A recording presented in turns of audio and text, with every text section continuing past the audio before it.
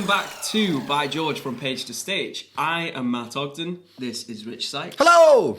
And he's back from Japan. You've watched a few episodes in between whilst he's been working. Yeah. And yeah, you're back. So I am. I was working for 3 weeks. How dare you? How dare you impugn the nature of my profession? He was just too busy enjoying himself. I did. Really. I loved it. But it's good to be back. And yes. We're going straight into the run of By George, really. Yeah. Because in a couple of weeks, things are really going to start getting going. Ooh. So we're kind of treading water for a couple of weeks, just so I can show you a bit more of the process. Mm-hmm. But after 2 weeks, we have the tickets going on sale. Good. We've got a read-through happening. Excellent. And suddenly everything is kicking into gear.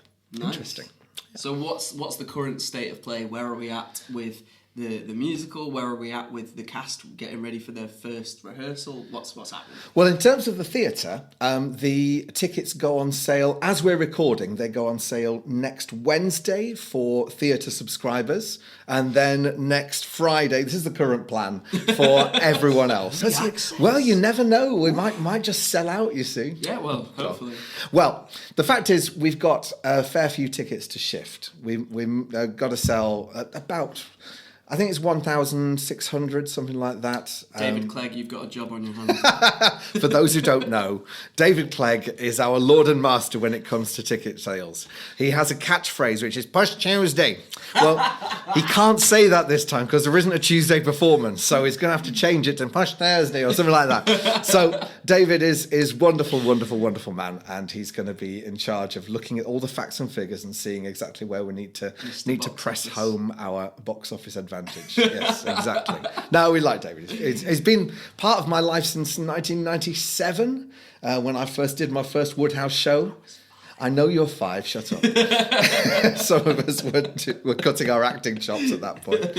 Yeah, so, it's a very, very fun friend. Actually. Yeah. Yes, I know you were. You're Michael and Peter Pan at school. You were a young starter. I was a young, fresh-faced, blonde-haired, blue-eyed. You still are young. You're still fresh-faced. You've still got blue eyes. No hair, but that's fine.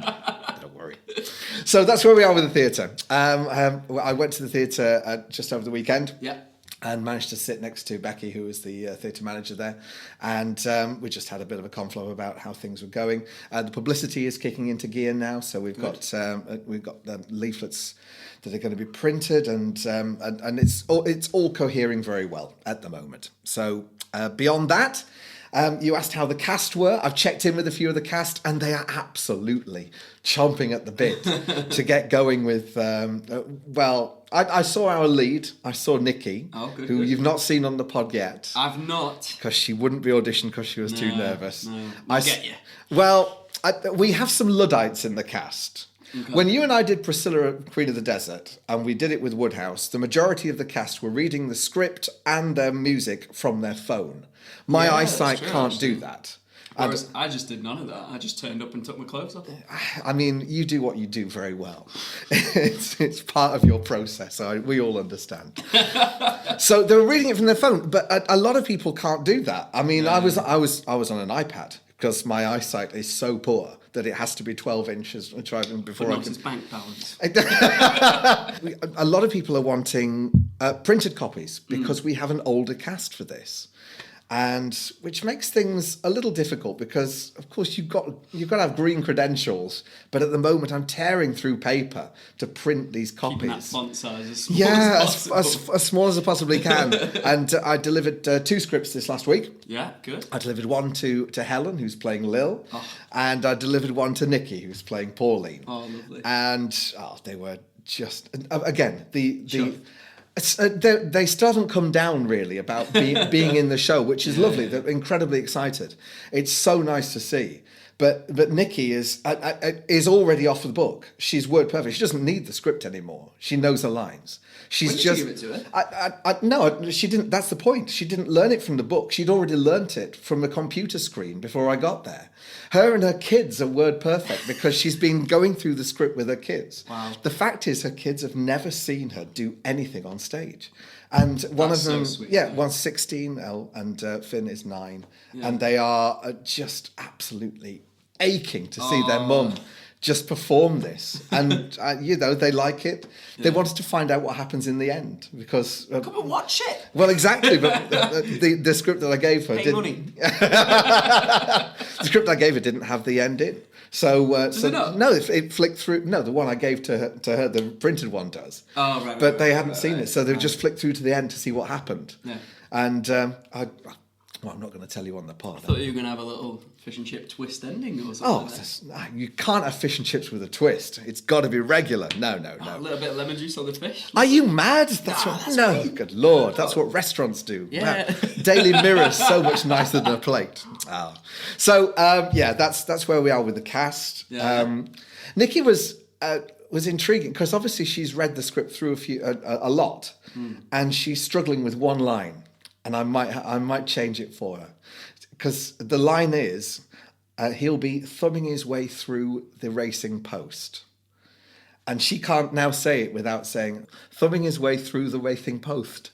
So she gets a lisp with that line. That's it. She doesn't have a lisp normally. No, good Lord, no. That's No. She's just struggling with the line. So I might change it to flicking. Well, I might. If you can't have a flicking line, what can you have? This is probably subject to Maria's edits. Oh, it certainly will.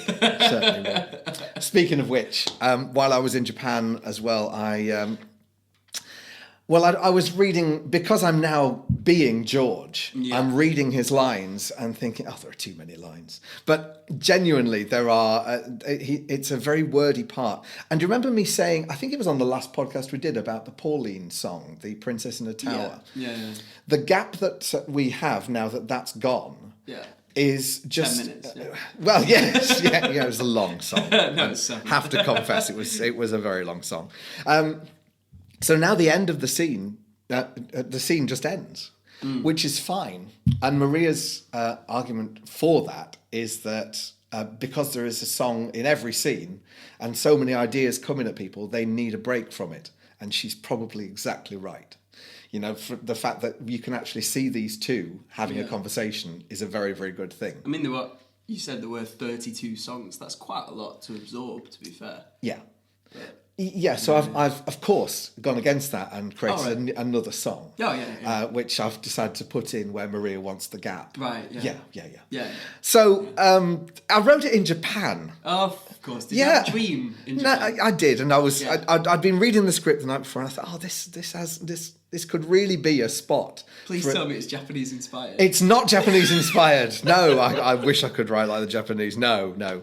So no, it's a standard song, and it's deliberately meant to be low key so that it's not a blast. But it probably won't go in. But the problem is, when you're in this time, you finish the play, you finish the music, you finish the orchestration. Everything is done. Yeah. And then on this side, you've also got the ticket sales, you've got to get the publicity. And I couldn't do anything for a month. So, of course, my brain goes haywire and starts thinking, or just tinkering for the sake of it. Right, yeah. And you've got to be so careful with that. And it's why the role of Maria is really important, to say, no, don't do that, you cretin.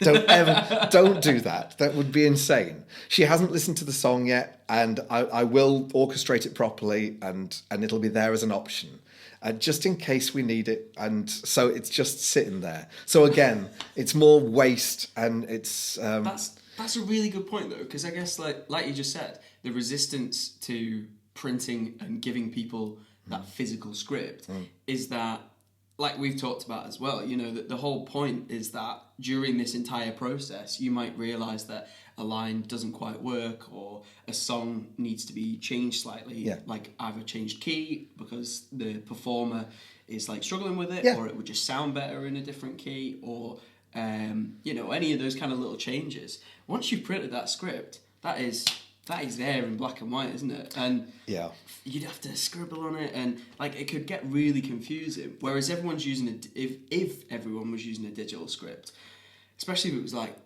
cloud based, you could just go in and update it and just save the new version, and then they may be like, oh, I don't remember that bit, but none the wiser. Yeah, it's a lot easier digitally, and so it's a new age of this kind of thing. And in terms of Curtains, when the musical from 20 years ago, we had nothing like this. Everything was on paper. I mean, there were handwritten things in the margin saying, don't say it like that, say it like this. And we never actually got a completed version of the script. Oh, really? This one has version numbers. We're currently on version 4.0.1. Right. Yeah.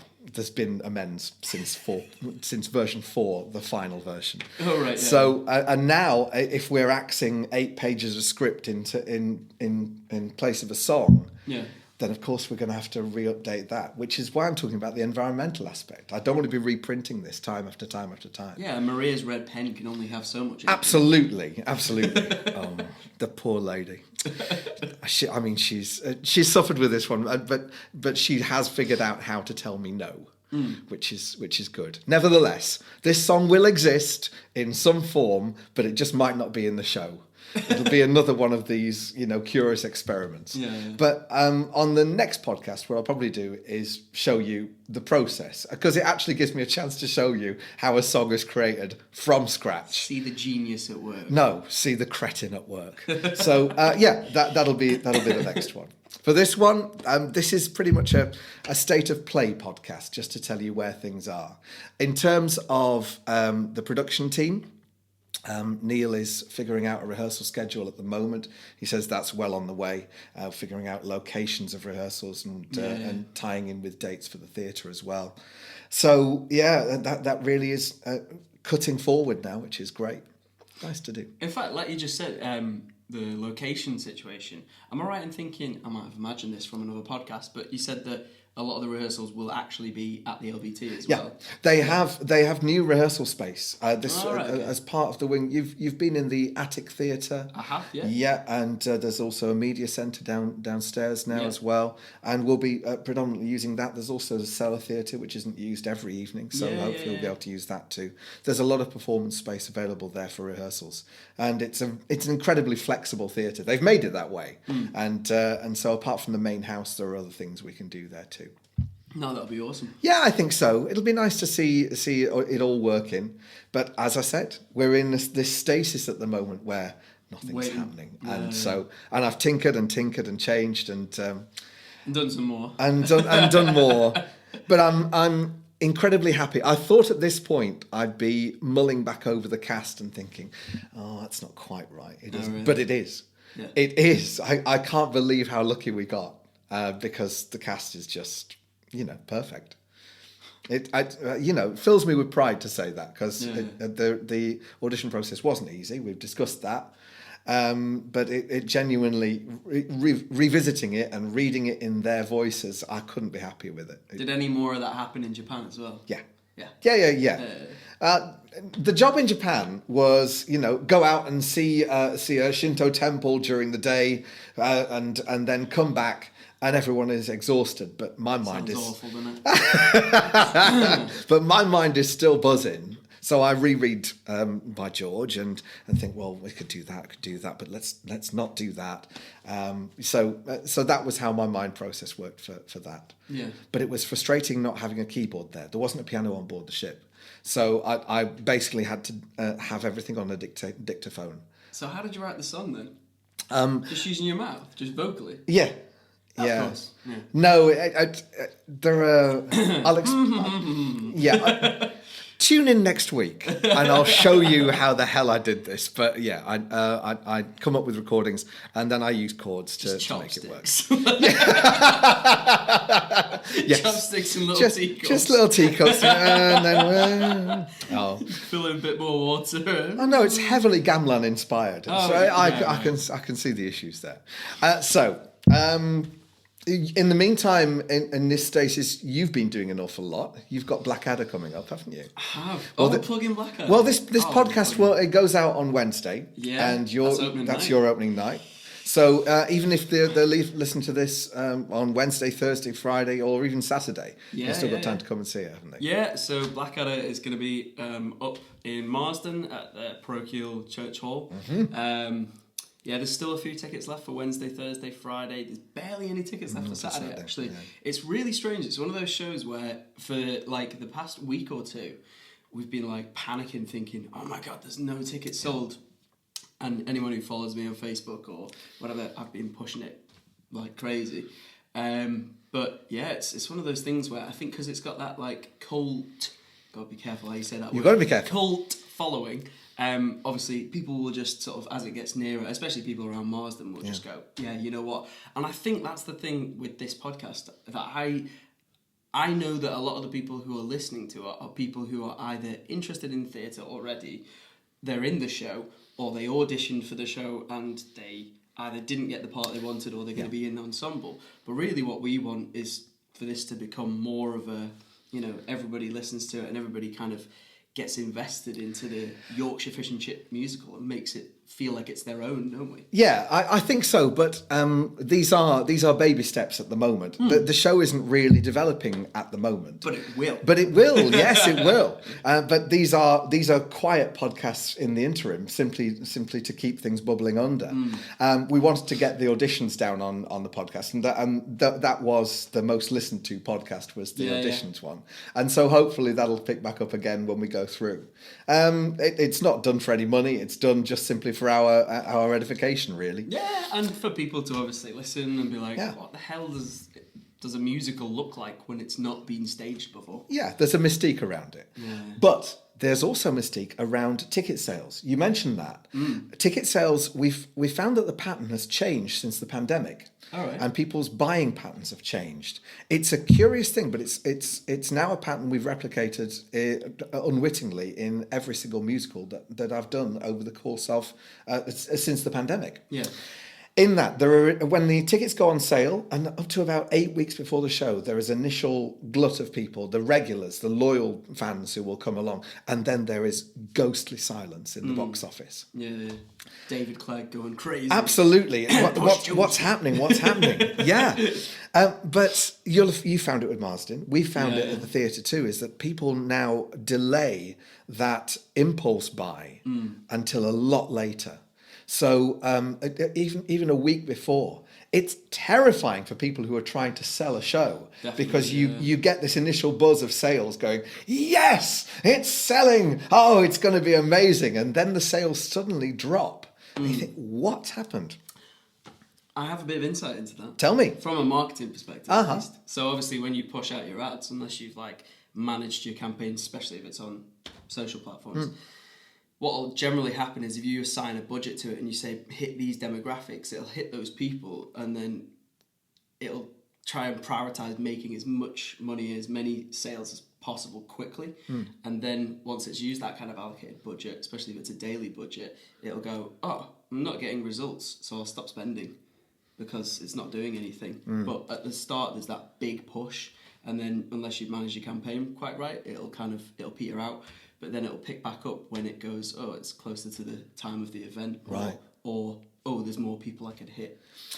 Well, then maybe the theatre are playing a blinder here, because what they have done is delayed ticket sales. Other things, shows that are on later than ours. There's a show called Ghost on at the musical, which is by Longwood Operatic Society. They're doing that a month after By George. And their tickets have been on sale for about a month already. So we're hitting a smaller window. So we'll see how this affects the ticket sales. It may just work brilliantly. We will see. And, you know, if it's slow, we can just go out dressed as fish and chips. I'll be doing that anyway. Oh, okay. No problem at all. Oh, okay. No. Is that a podcast special? Oh, like you wouldn't believe. Oh, right. Can't wait to see. I'll be dressed as a ketchup bottle. It's gonna non-brewed condiment. Non-brewed condiment for you. Yeah, absolutely. Get some little people to be salt and pepper. Yeah. I say little people, I'm little, but... No, we'll get the kids in, it's fine, we can market. So, but again, that brings us on to marketing and how this is going to be marketed. Now, originally I came up with an idea that I needed a visual so that people would think it was tangible. Yeah. And so I asked a gentleman from your side of the border, from the Manchester side, from, you know, the Isle of Man, sort of just that way, you know, over the border, to create... A few splashes over a pond. Just a few splashes, you know. But yeah, that way. So I asked him to come up with a cartoon. And he came up with the one that's on the front cover of the podcast and on the front cover of the music sheets at the moment. It turns out we're not going to use that for the publicity. Oh, really? Yeah, we've gone for a not a more generic thing. It looks like a piece of chip paper. Yeah. With the stains. No, I have seen it actually. Yeah, it's kind of white, and then it's got fish chips and salt and vinegar. Yeah, I do love the use of white in a campaign, because everyone splashes for colour these days. Yeah. And no, white really sticks out in that. So I think the other thing as well, because you see the food, your brain goes, ooh, what's this? Yeah. Tasty. And then, like, really what you want is tasty for the eaters. But, yeah. No, we were looking at different angles for the marketing, and the storyline is essentially quite generic in terms of there are two women fighting over a man. Effectively, that if you boil down the plot to its absolute zenith, then that's what it is. And that's not a unique selling point at all. It's not. The fish and chips are, though. That's it. It's fish and chips, and the fact that it's a comedy premiere musical. That's the angle that the marketing's gone for. Plus the fact that it's sort of inspired by Victoria Wood style, and so people will get a hang of what it's actually going to be. A better vision than if you just said it's two women fighting over a man. I still like the fact that we're using the cartoon aspect for the podcast, because I think that's the important thing, is it's from the page. And then the fish and chips, the more kind of like, let's call it live action, the real kind of physical emblem there. It works selling the stage production. I think so too. And I think that when people see the podcast, the only thing that they could be a bit confused about maybe is, there's two different visuals, very, very different in theme. They are very different, and it's important, as you know, in marketing, to keep one brand all the way through. Otherwise, as you say, people get very confused with it. So the cartoons will be kept to one side, but also when I commissioned the cartoons, the musical was something a little different, and it was more cartoony. It was more slapstick, and as we've as Maria and I have sort of solidified the roles of people, it's become very real now, and so it is less cartoony, and it is more like it's the chip shop musical, more genuine like family sitcom. Yeah, it is. It's got a lot of heart to it. I think so. I like to think so. We've got to see how much we can actually put across, and that'll happen in the next 2 weeks. We'll find out exactly how much heart this thing is going to have. Exciting. Yes, but also frustrating, because we're 2 weeks away. I can't wait to see this process of how you wrote this song. Yeah, well, that'll be on the next week's podcast. So don't forget to subscribe, tune in then, and we'll have more for you there. Awesome. Cheers, Rich. Thanks, man. See you next time. See you, bud.